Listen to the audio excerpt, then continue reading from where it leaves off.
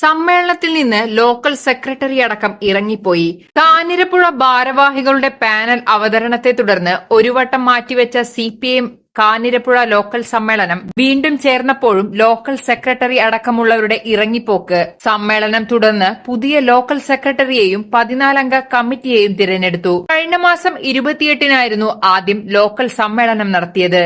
അന്നു ഭാരവാഹികളുടെ പാനൽ അവതരിപ്പിച്ചെങ്കിലും സമവായത്തിലെത്താത്തതിനെ തുടർന്ന് മാറ്റിവെക്കുകയായിരുന്നു. തുടർന്നാണ് ഇന്നലെ വീണ്ടും സമ്മേളനം ചേർന്നത്. നിലവിലെ സെക്രട്ടറി പാനൽ അവതരിപ്പിച്ചെങ്കിലും തീരുമാനമായില്ല. തുടർന്ന് മത്സരമുഖം തുറന്നു. 9 പേർ രംഗത്തുണ്ടായിരുന്നെങ്കിലും 3 പേർ പിന്നീട് പിന്മാറി. എന്നാൽ മത്സരം നടത്തുന്നതിനു മുൻപേ നിലവിലെ ലോക്കൽ സെക്രട്ടറിയും മുൻ ലോക്കൽ സെക്രട്ടറിയുമടക്കം 10ഓളം ലോക്കൽ കമ്മിറ്റി അംഗങ്ങളും 8 ബ്രാഞ്ച് സെക്രട്ടറിമാരും സമ്മേളനത്തിൽ നിന്ന് ഇറങ്ങിപ്പോയി. പിന്നീട് നടന്ന സമ്മേളനത്തിൽ നിസാർ മുഹമ്മദിനെ ലോക്കൽ സെക്രട്ടറിയായി തിരഞ്ഞെടുത്തു.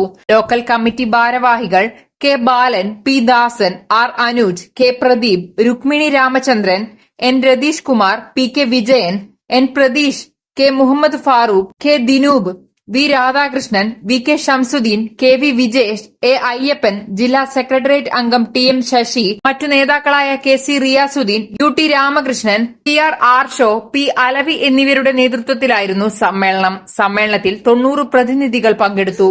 ലോക്കൽ സെക്രട്ടറിയെയും പ്രതിനിധികളെയും ഐക്യകണ്ഠേനയാണ് തിരഞ്ഞെടുത്തതെന്ന് ഇവർ പറയുന്നു. എന്നാൽ സമ്മേളനത്തിൽ പങ്കെടുത്ത ജില്ലാ കമ്മിറ്റിയുടെ ഏകപക്ഷീയ നിലപാടിനെ തുടർന്നാണ് സമ്മേളനത്തിൽ നിന്നും ഇറങ്ങിപ്പോകാൻ കാരണമെന്നാണ് മറുവിഭാഗം ആരോപിക്കുന്നത്. മുൻപ് നടത്തിയ സമ്മേളനത്തിലെ വിഷയങ്ങളുമായി ബന്ധപ്പെട്ട് മേൽഘടകത്തിനു പരാതി നൽകിയിരുന്നെങ്കിലും ഈ സമ്മേളനത്തിൽ ചർച്ച ചെയ്തില്ലെന്നും ഇവർ ആരോപിക്കുന്നു. ലോക്കൽ കമ്മിറ്റിക്കു കീഴിൽ 21 ബ്രാഞ്ചുകളാണുള്ളത്. ലോക്കൽ സമ്മേളനവുമായി ബന്ധപ്പെട്ടു കഴിഞ്ഞ 28-ാം തീയതി നടന്ന സമ്മേളനത്തിൽ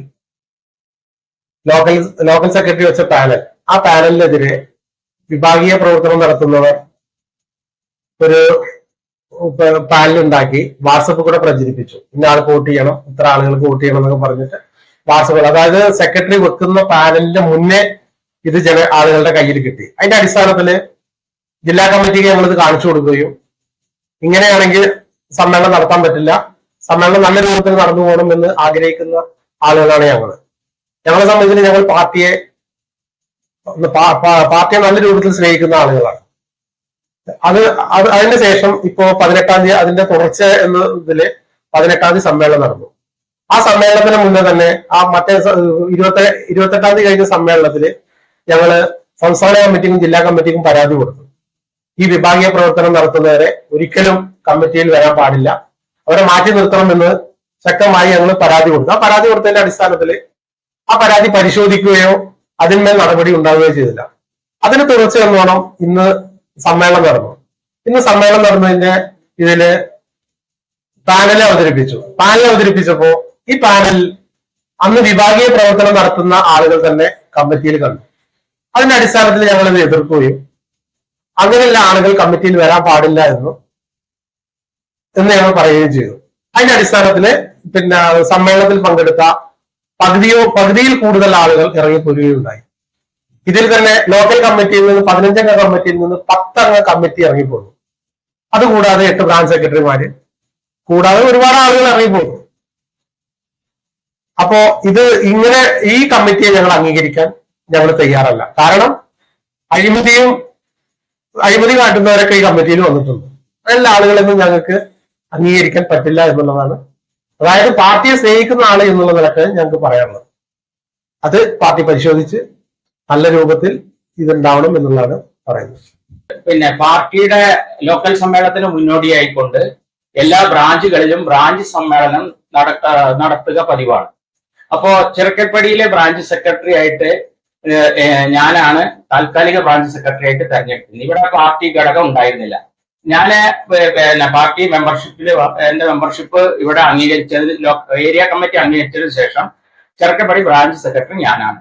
എന്നാൽ ഈ എന്നെ അറിയിക്കുകയോ ഞാനുമായി ബന്ധപ്പെടുകയോ ചെയ്യാതെ ഇപ്പൊ ലോക്കൽ സെക്രട്ടറി ആയിരിക്കുന്ന നിസാർ മുഹമ്മദ് പാർട്ടി ബ്രാഞ്ച് അംഗങ്ങളെ ചില ആളുകളെ ഉപയോഗിച്ച് വശീകരിച്ച് എന്നെ ബ്രാഞ്ച് സെക്രട്ടറി സ്ഥാനത്ത് നിന്ന് നീക്കാനുള്ള ഗൂഢശ്രമങ്ങൾ നടന്നു.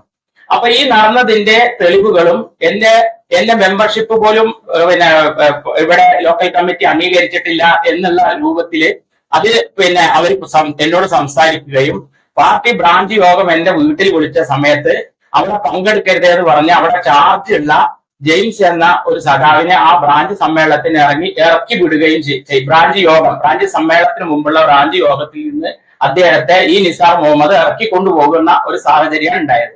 അപ്പൊ ഞാൻ ഈ പാർട്ടിയില് എന്നെ ഈ പ്രദേശത്തെ ജനങ്ങൾക്ക് അറിയാം, ഞാൻ ഈ പാർട്ടിയിൽ എന്തുമാത്രം പ്രവർത്തിക്കുന്നുണ്ട് എന്നും അറിയാം. ഇലക്ഷനുമായി ബന്ധപ്പെട്ടിട്ട് വളരെ ചൂട് കൂടിയ അവസ്ഥയില് ഒരു ദിവസം പോലും ഇടവിടാതെ ഇലക്ഷൻ രംഗത്ത് പ്രവർത്തിച്ച എന്നോട് ഒരു ജൂനിയർ ആയ ഈ ഇദ്ദേഹം പിന്നെ വളരെ മോശമായ രീതിയിൽ പെരുമാറുകയും വിഭാഗീയ പ്രവർത്തനങ്ങൾ ലക്ഷ്യം വെച്ചുകൊണ്ട് ആ ബ്രാഞ്ച് സമ്മേളനത്തിന് മുന്നോടിയായുള്ള യോഗം കലക്കുകയും ചെയ്തു. അപ്പൊ ഇത് ഞാന് പാർട്ടിയുടെ ജില്ലാ സെക്രട്ടറിയെ രേഖാമൂലം അറിയിക്കുകയും ജില്ലാ സെക്രട്ടറി അതിനെക്കുറിച്ച് അന്വേഷിക്കാൻ വേണ്ടി ഏരിയ സെക്രട്ടറിക്ക് നിർദ്ദേശം കൊടുക്കുകയും അങ്ങനെ ഏരിയ സെക്രട്ടറി എന്നെ വിളിച്ചിട്ട് അദ്ദേഹം പറഞ്ഞത് പിന്നെ നിങ്ങളൊരു മെമ്പർ എന്നുള്ള നിലക്ക് നിങ്ങളുടെ ഭാഗത്ത് യാതൊരു തെറ്റുമില്ല അയാൾ പറഞ്ഞ അതേ ഭാഷയാണ്.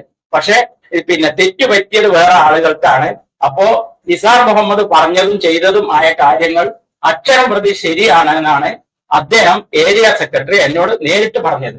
അതിന്റെ അടിസ്ഥാനത്തിൽ അപ്പോ ഞാൻ ചോദിച്ചു, ഞാൻ ഈ പിന്നെ ബ്രാഞ്ച് സെക്രട്ടറി എന്ന പദവി ഉപയോഗിച്ചുകൊണ്ട് പിന്നെ ഇവിടെ തെരഞ്ഞെടുപ്പ് പ്രവർത്തനത്തിന് നേതൃത്വം കൊടുക്കുകയും ബൂത്ത് സെക്രട്ടറിയായി പ്രവർത്തിക്കുകയും ലോക്കൽ കമ്മിറ്റിയുടെ എല്ലാ യോഗങ്ങളിലും പങ്കെടുക്കുകയും ഒക്കെ ചെയ്തപ്പോഴൊന്നും നിങ്ങൾക്ക് അറിയില്ലേ എന്റെ ബ്രാഞ്ച് മെമ്പർഷിപ്പ് ഇവിടെ ചേർത്തിട്ടില്ല എന്ന് ഞാൻ ഏരിയ സെക്രട്ടറിയോട് ചോദിച്ചപ്പോൾ അദ്ദേഹം പറഞ്ഞ് അതിന് ഞാൻ അവരെ ശാസിച്ചിട്ടുണ്ട്, ഇനി എന്തായാലും നിങ്ങളുടെ മെമ്പർഷിപ്പ് ഇവിടെ അംഗീകരിച്ച് നിങ്ങളെ മുന്നോട്ട് പോകണം. അപ്പൊ ഇതുവരെ നമ്മളെ അംഗീകരിച്ചിട്ടില്ല. ഒരു പാർട്ടി ബ്രാഞ്ച് മെമ്പർ പോലും അംഗീകരിക്കില്ല എന്നുള്ള ഒരു ധിക്കാരപരമായ നിലപാടാണ് നേതൃത്വത്തിന്റെ ഭാഗത്തുനിന്ന് ഉണ്ടായത്. ഇതൊരിക്കലും അംഗീകരിക്കാനും കഴിയില്ല. മാത്രമല്ല നല്ല നിലയിൽ ഇവിടെ പിന്നെ പാർട്ടി പ്രവർത്തനം മുന്നോട്ട് കൊണ്ടുപോകുമ്പോ അതിനെ വിഘാതമായിക്കൊണ്ട് ഇത് ലോക്കൽ സമ്മേളനത്തിന് മുമ്പാണ് എടുത്തത്.